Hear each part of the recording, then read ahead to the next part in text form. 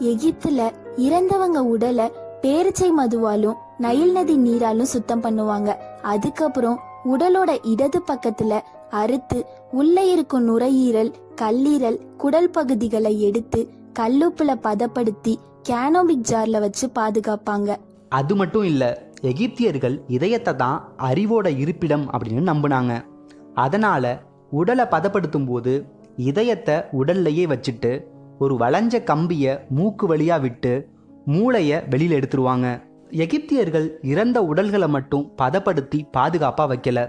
உடல்களை பதப்படுத்தும் போது அவங்க பயன்படுத்திய ஆடை, விலை உயர்ந்த தங்க வைர நகைகள் எல்லாத்தையும் சேர்த்து பாதுகாப்பா வச்சிருந்திருக்காங்க. இன்னொரு சுவாரஸ்யமான தகவல் என்னன்னா, எகிப்தியர்கள்ல சில பேர் அவங்க இரத்த பந்தங்களையே திருமணம் செஞ்சுக்குவாங்களாம். அது மட்டும் இல்லாம அந்த காலத்திலேயே எகிப்தியர்கள் கேலண்டரை கண்டுபிடிச்சிருக்காங்க.